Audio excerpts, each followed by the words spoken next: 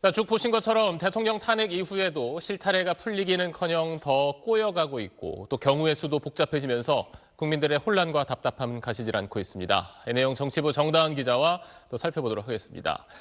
자, 먼저 당장 이제 한덕수 대통령 권행 대행의 이제 탄핵 소추안 가결 요건을 놓고 여야가 지금 입장이 정말 다르단 말이에요. 여기에 대해서 이제 헌법재판소는 어떤 의견입니까?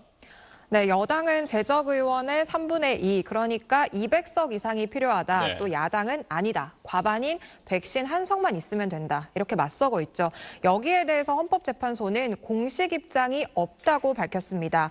과거에도 권한쟁의 심판같이 여야의 입장이 다른 사건이 접수가 되면 결정을 통해서 입장을 밝혀왔다면서 사전에 비공식적인 요청으로 입장을 표명한 경우는 없었다는 게 헌재의 설명입니다. 그러니까 사건이 공식 접수되면 결정문으로 말을 하겠다는 겁니다. 내일 한덕수 권한대행 탄핵소추안 표결이 진행이 되면 1차적으로 우원식 국회의장이 가결이냐 아니면 정족수 미달에 따른 표결 불성립이냐 이걸 판단을 할 텐데 지금으로서는 우 의장이 가결을 선포할 가능성이 높습니다.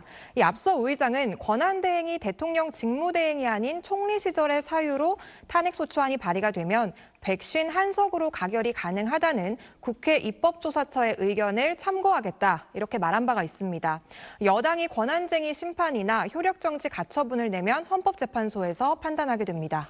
근데 방금 이제 우원식 의장의 이야기가 총리 시절의 사유로 탄핵안이 발의되면 151석으로 가결될 수 있다 이거잖아요. 근데 오늘 이제 민주당이 낸 탄핵안을 보면 이제 권한대행 때 했던 이제 일도 사유에 포함됐단 말이에요. 그럼 이건 문제가 없는 겁니까?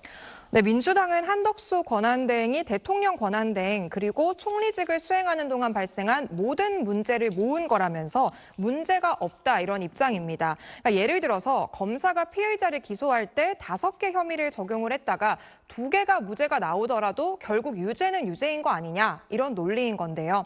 반면 국민의힘은 대통령 권한대행 시절의 사유를 집어넣어 놓고 총리에 준해서 탄핵을 하겠다는 것 자체가 모순이라면서 최소한의 숙고도 없는 무책임한 탄핵소추안이다 이렇게 비판했습니다.